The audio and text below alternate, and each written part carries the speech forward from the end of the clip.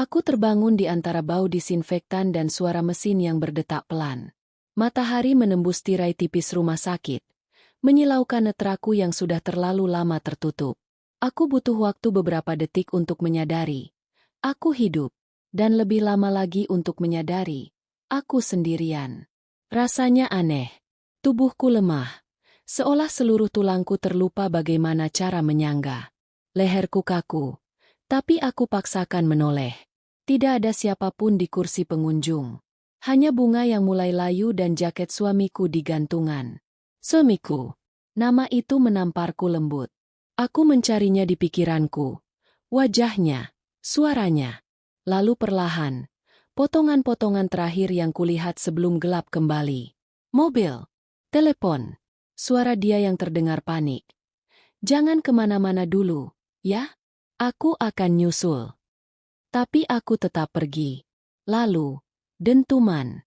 Cahaya. Gelap. Aku harus bilang, kamu sudah koma selama 2 bulan. Suara dokter memecah lamunanku. 2 bulan. Dunia berjalan tanpa aku selama 2 bulan penuh. Tak lama setelah itu, dia datang. Suamiku. Dengan senyum pura-pura lega dan tangan yang menggenggamku seperti menyentuh benda rapuh. Sayang, akhirnya kamu bangun juga.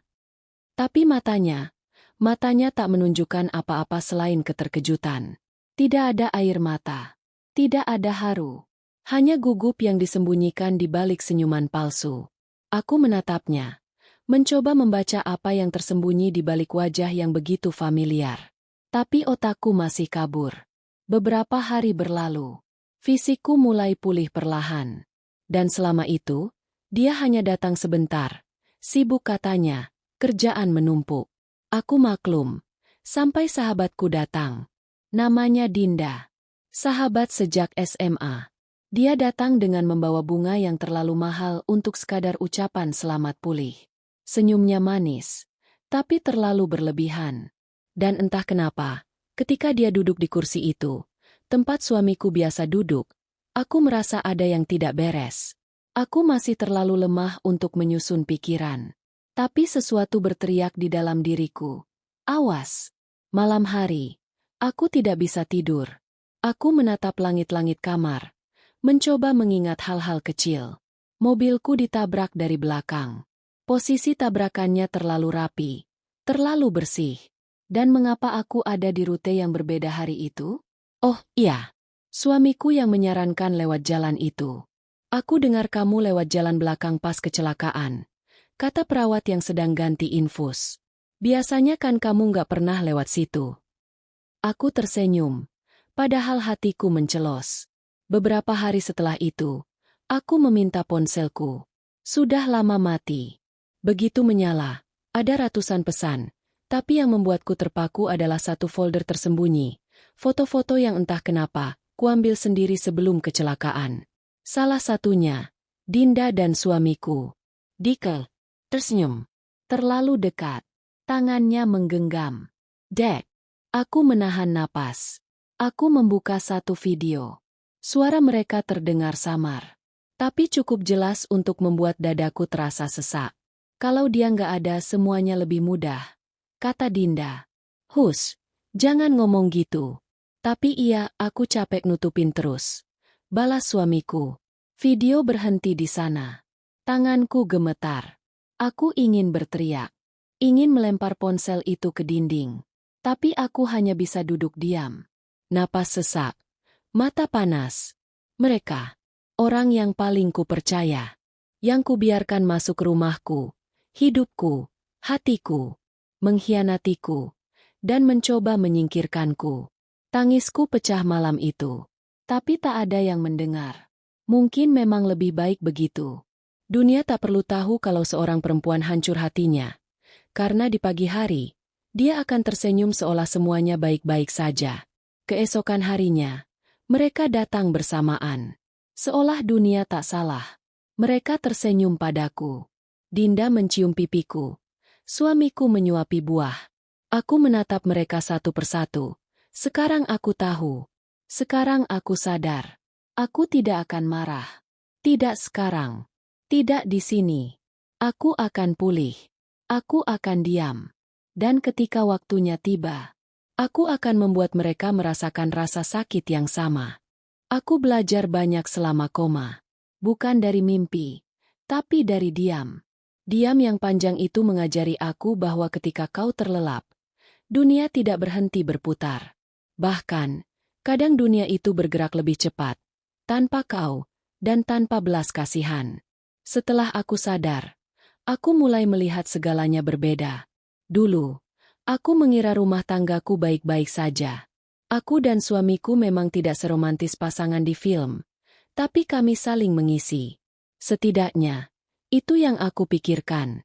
Kami menikah 8 tahun lalu. Sederhana, tak ada pesta mewah, tapi senyum di wajahnya. Aku pikir itu tulus. Kupikir dia benar-benar ingin hidup bersamaku, seumur hidupnya. Dan aku menyerahkan segalanya. Waktu, hati, bahkan impian-impian yang kutunda demi menjadi istri yang baik. Lalu Dinda masuk. Dia bukan orang asing. Kami bertiga dekat sejak lama. Dia teman terbaikku, bahkan menjadi saksi di pernikahanku. Pernah satu waktu, aku memintanya menjaga rumah saat aku harus pulang kampung karena ibuku sakit. Dia tinggal seminggu. Dan rupanya, seminggu itu cukup untuk menghancurkan segalanya. Awalnya, tanda-tandanya kecil. Suamiku jadi sering menyebut nama Dinda, entah karena makanannya enak, atau dia bilang, Dinda juga suka warna ini. Saat aku beli gorden baru. Tapi aku tidak curiga. Aku pikir itu hal biasa. Sampai suatu hari, aku menemukan lipstik merah di mobil. Bukan warnaku. Aku tanya padanya. Dia bilang itu milik rekan kerja yang nebeng. Entah kenapa aku percaya. Bodohnya aku. Cinta memang seringkali memandulkan logika. Tapi sekarang, aku tidak ingin membela mereka lagi. Tidak dengan kenangan. Tidak dengan alasan. Tidak dengan dalih. Mungkin mereka tidak sengaja. Kali ini, aku akan lihat semuanya dengan mata yang terbuka. Setelah menemukan foto dan video itu di ponselku, aku mulai bertanya, mengapa aku menyimpannya? Apa aku sudah curiga sebelum kecelakaan? Mungkin itulah alasan mengapa aku menyimpannya diam-diam. Bahkan dalam folder tersembunyi. Ada hari-hari sebelum kecelakaan yang mulai kembali ke pikiranku. Hari saat aku melihat mereka tertawa terlalu keras di dapur. Hari saat aku mendengar pintu kamar terbuka padahal aku tahu aku sendirian di rumah. Dan malam-malam saat suamiku tiba-tiba jadi terlalu capek untuk menyentuhku. Aku bodoh. Tapi aku bukan bodoh selamanya. Setelah pulih sebagian, aku minta izin untuk terapi jalan. Perawat bilang itu ide bagus. Tapi sebenarnya, aku hanya ingin keluar dari kamar rumah sakit itu dan mencari tahu lebih banyak. Aku ingin tahu sudah sejauh apa hubungan mereka. Apakah hanya selingkuh? Atau mereka benar-benar mencoba menyingkirkanku? Aku mulai dari satu tempat yang kuingat. Bengkel yang memperbaiki mobilku setelah kecelakaan. Aku datang ditemani adik sepupuku, Rani, yang selama ini jadi satu-satunya orang yang masih bisa kupercaya. Ada yang aneh, Mbak. Rem mobil Mbak tuh dipotong. Bukan rusak biasa. Waktu kami periksa, selang rem belakang udah digergaji setengah. Tapi polisi bilang ini kecelakaan biasa. Jadi kami diam. Kata montirnya waktu itu. Tubuhku gemetar. Kupikir aku siap dengar itu. Tapi tidak. Mendengar fakta bahwa mobilku sengaja dirusak. Bahwa ada orang yang benar-benar ingin aku mati. Rasanya seperti tenggelam dalam lumpur. Apa kamu curiga siapa pelakunya? Tanya Rani pelan. Aku hanya tersenyum getir. Aku tidak perlu curiga. Aku tahu. Aku kembali ke rumah dengan pikiran penuh. Rumah itu, tempat aku membangun mimpi, kini terasa seperti panggung kebohongan. Setiap sudutnya menyimpan cerita palsu. Foto pernikahan kami masih tergantung di dinding. Tapi aku tak lagi melihat cinta di dalamnya. Hanya dua wajah. Dan satu kebohongan besar. Malam itu, aku duduk di kamar yang pernah jadi tempat kami tidur bersama. Suamiku belum pulang. Aku membuka laci kecil di meja rias dan menemukan surat nikah. Entah kenapa aku merobeknya. Perlahan. Setiap sobekan terasa seperti menyembuhkan luka di dada. Aku tidak menangis lagi malam itu. Tidak seperti sebelumnya. Malam itu, aku merasa tenang. Seperti seseorang yang akhirnya menemukan arah di tengah badai. Esoknya, aku mengatur pertemuan dengan pengacara. Aku bilang ini hanya untuk jaga-jaga. Tapi sebenarnya, aku sedang menyiapkan fondasi untuk rencana besarku. Aku tidak akan melawan mereka dengan emosi. Tidak dengan amarah. Tapi dengan bukti, dengan rencana, dengan elegan. Aku juga mulai mencatat gerak-gerik mereka. Saat suamiku pergi pagi-pagi dengan alasan kerja, aku menyuruh Rani mengikutinya diam-diam. Benar saja, dia bertemu Dinda di apartemen. Mereka masuk bersama, dan keluar 2 jam kemudian dengan baju kusut dan wajah berseri. Aku menyimpan semua bukti itu. Video, foto, catatan. Setiap detil kecil.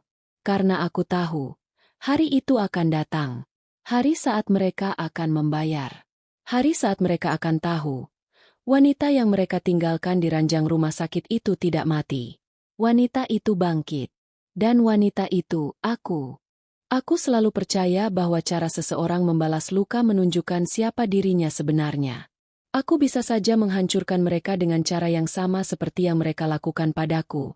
Secara licik, diam-diam, menikam dari belakang. Tapi tidak. Aku ingin mereka tahu. Aku ingin mereka merasakannya. Perlahan. Tanpa bisa kabur.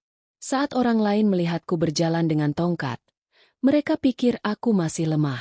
Tapi sesungguhnya, tongkat itu hanya penyangga, bukan keterbatasan. Di balik senyum tenangku, aku mulai menyusun serpihan demi serpihan rencana. Hari pertama rencanaku dimulai dari keheningan. Aku berhenti menghubungi suamiku. Tidak lagi bertanya dia di mana. Tidak lagi menyiapkan makan malam. Saat dia pulang, aku hanya duduk, tersenyum, dan mengangguk. Dan itu membuatnya gelisah. "Kenapa kamu diam aja sekarang?" tanyanya suatu malam. Aku hanya menjawab, "Aku lagi belajar menerima kenyataan." Dia tertawa kecil. "Kamu makin dewasa."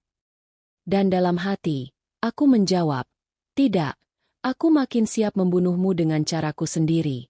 Langkah pertama, hukum. Aku menemui pengacara yang Rani kenalkan. Aku tak ingin hanya bercerai. Aku ingin mencabut akarnya. "Kita bisa tuntut dia atas percobaan pembunuhan, Bu," kata pengacara itu sambil menelaah foto-foto, rekaman suara, laporan bengkel, dan bukti-bukti lain yang kukumpulkan. "Tapi kita tunggu waktu yang tepat. Biarkan dia merasa aman dulu." Aku menyetujuinya. Aku tahu, ketakutan paling menyakitkan adalah saat kita menyadari kita sedang diawasi. Saat semuanya sudah terlalu terlambat. Langkah kedua. Finansial. Sebelum aku koma, aku masih tercatat sebagai salah satu pemilik saham di bisnis kecil yang kubangun bersama suamiku. Dulu dia memintaku mencantumkan namanya juga. Katanya biar lebih mudah. Tapi ternyata, itu cara liciknya untuk mencuri segalanya. Tapi aku bukan perempuan yang hanya duduk menunggu. Aku menggali laporan keuangan bisnis itu. Dan disitulah aku temukan hal menarik.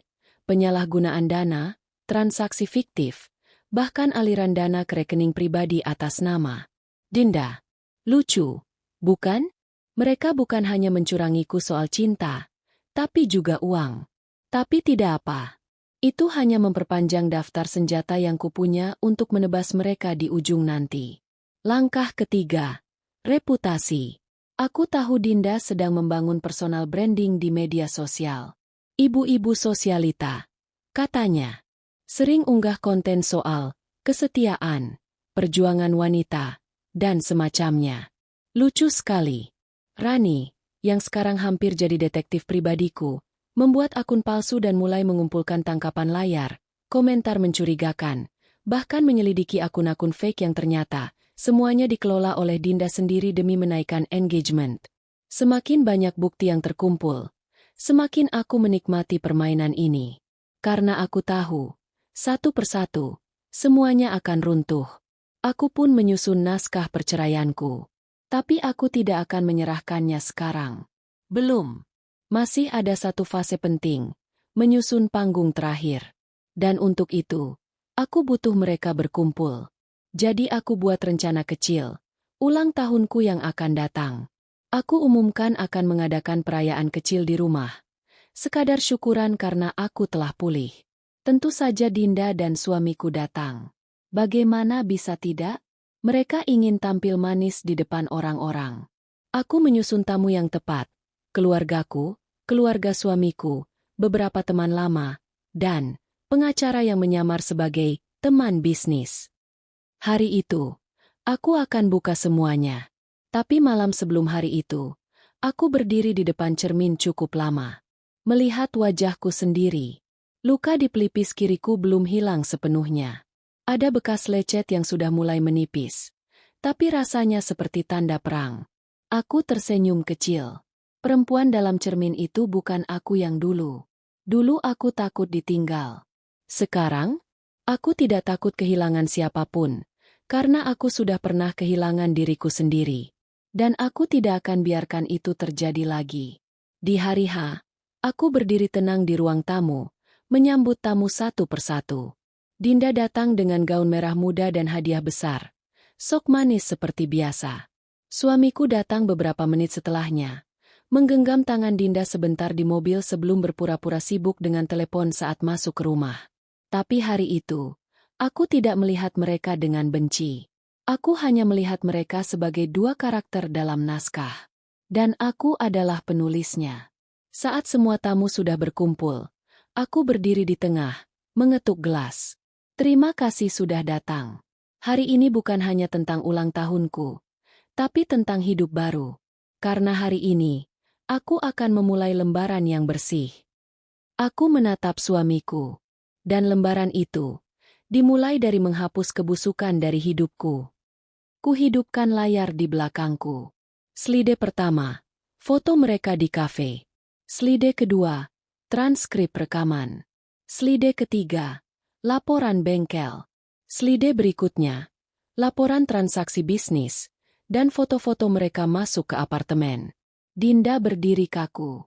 Suamiku pucat seperti hantu. Ruangan hening. Lalu bisik-bisik mulai terdengar. Dan aku hanya tersenyum. Perayaan kali ini bukan tentang ulang tahun, tapi tentang kemerdekaanku. Malam itu, aku duduk sendiri di beranda setelah semua tamu pulang. Udara dingin menusuk, tapi hatiku hangat. Bukan karena kebahagiaan, tapi karena kepuasan. Bukan kepuasan karena balas dendam, tapi karena kebenaran akhirnya berdiri di tengah ruangan dan memaksa semua orang menatapnya. Tak ada lagi topeng, tak ada lagi sandiwara. Di depan semua orang, aku membongkar semuanya. Perselingkuhan, kebohongan, dan bahkan upaya mereka mencelakaiku. Suamiku mencoba membela diri, mengatakan semua itu salah paham. Dinda menangis, mencoba mengiba. Tapi aku tak memberi ruang untuk mereka berbicara.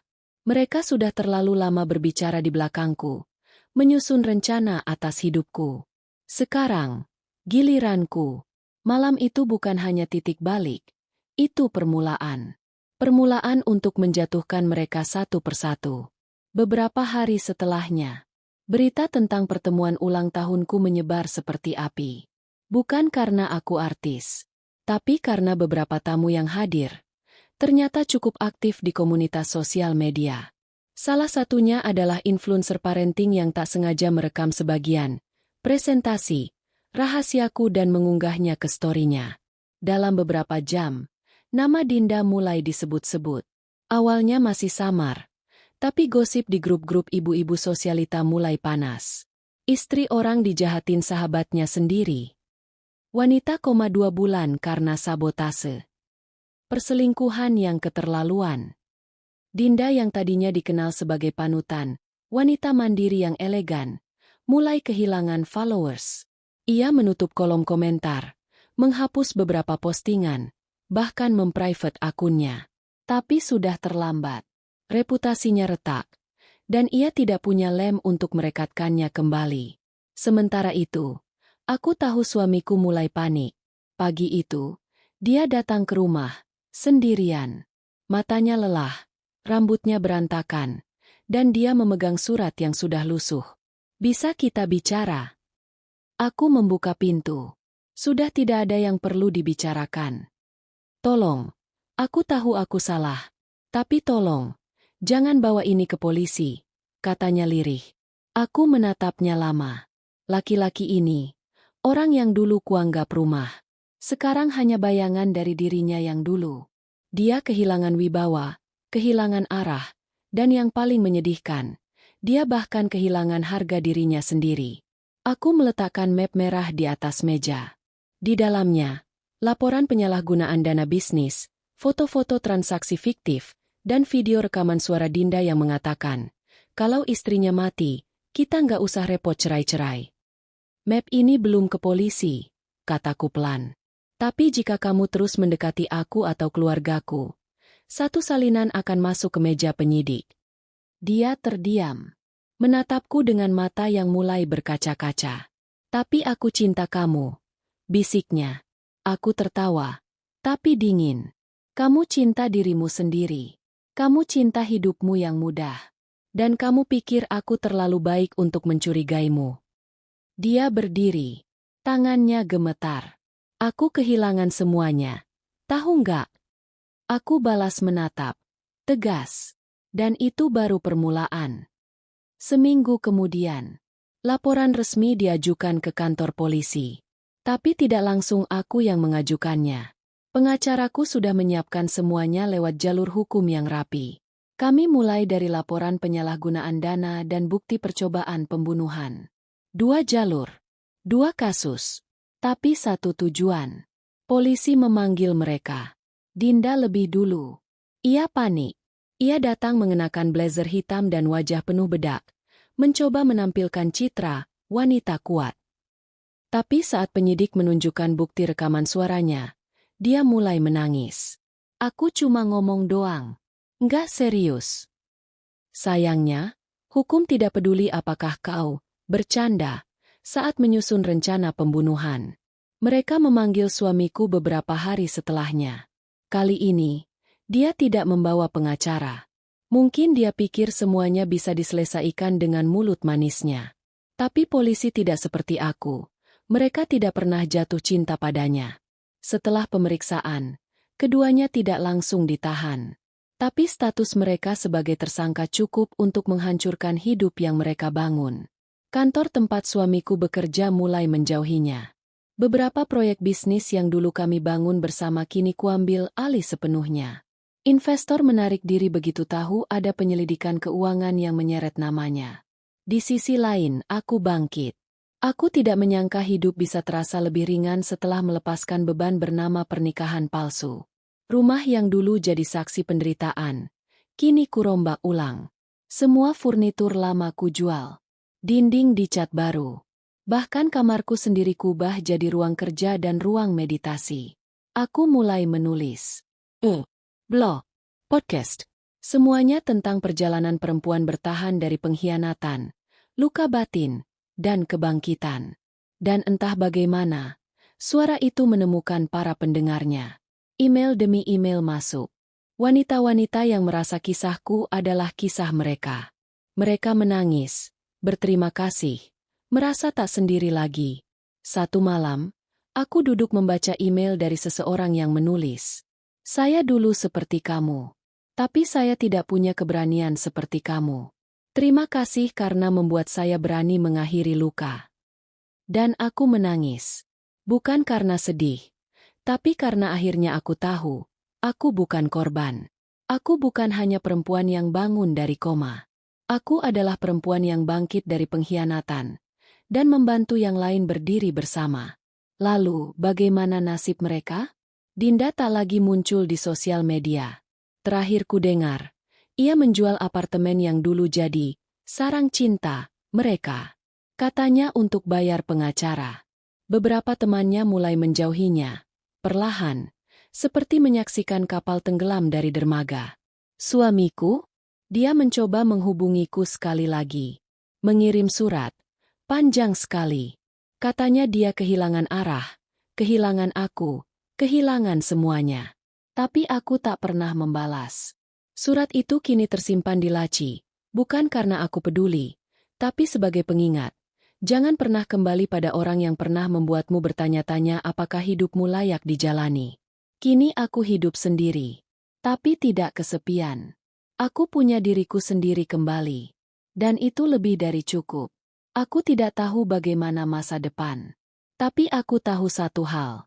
Aku bukan lagi perempuan yang harus diselamatkan.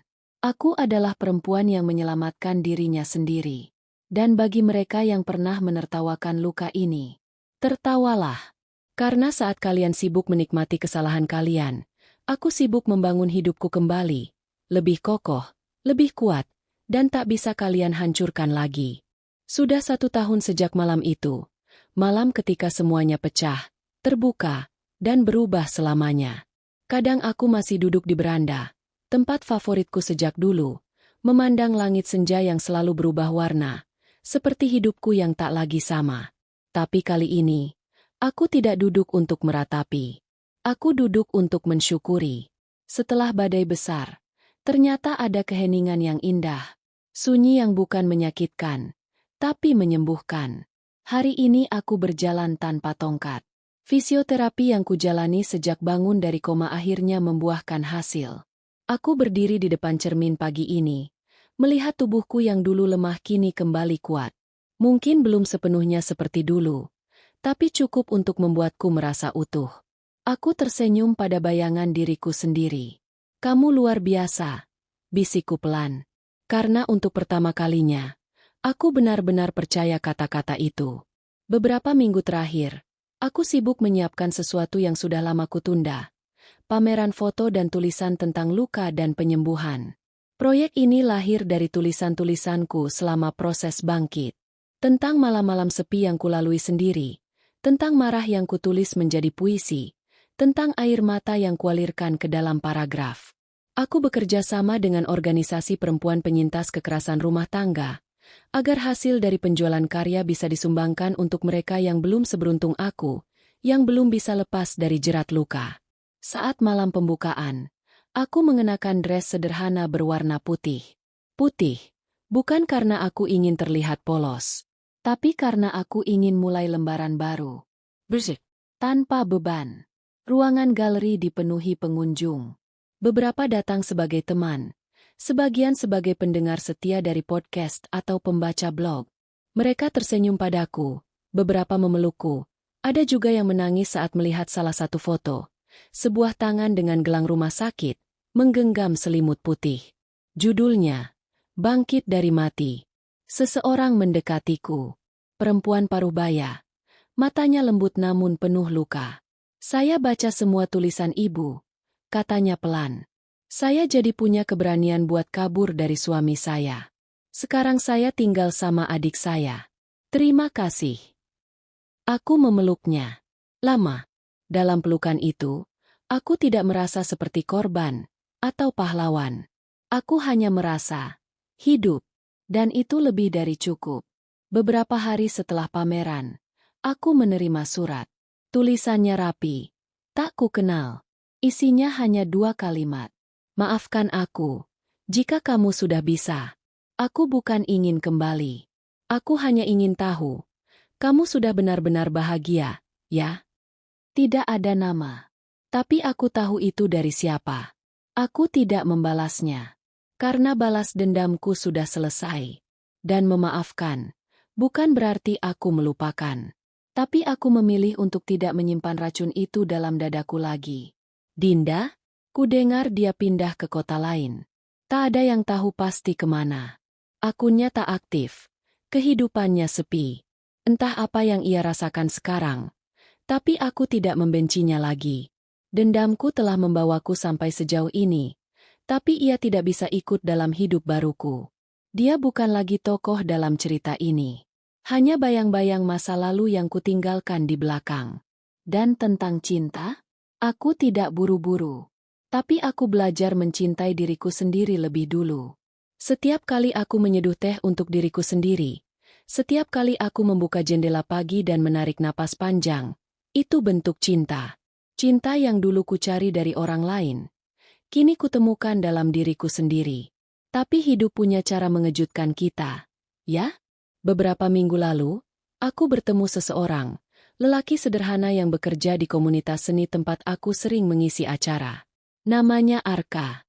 Bukan seseorang yang datang membawa janji-janji manis, tapi hadir dengan diam, mendengarkan, dan menghormati batasanku. Kami belum berpacaran. Kami hanya saling mengenal. Tapi itu cukup. Saat aku cerita tentang masa laluku, dia hanya berkata, "Aku nggak akan mencoba menggantikan siapa-siapa. Tapi kalau kamu butuh teman jalan, aku di sini." Dan saat itu, aku tahu, mungkin Tuhan memang tidak pernah menjanjikan jalan yang mulus. Tapi Dia memberi kita kesempatan untuk memilih, tenggelam dalam luka, atau bangkit dan berjalan lagi. Aku memilih berjalan. Hari ini, aku menutup buku harian yang sudah menemaniku sejak koma. Halaman terakhirnya kutulis dengan tangan sedikit gemetar, tapi hati yang penuh. Aku memulai cerita ini dengan patah, tapi mengakhirinya dengan utuh. Terima kasih, hidup. Aku siap untuk bab selanjutnya. Dan untuk kalian yang sedang tenggelam, yang sedang merasa tidak akan pernah pulih, dengar ini baik-baik. Luka tidak membuatmu rusak. Luka membuatmu hidup. Dan kamu bisa bangkit. Seperti aku. Kisah ini berakhir di sini. Bukan karena semuanya selesai. Tapi karena akhirnya, aku damai.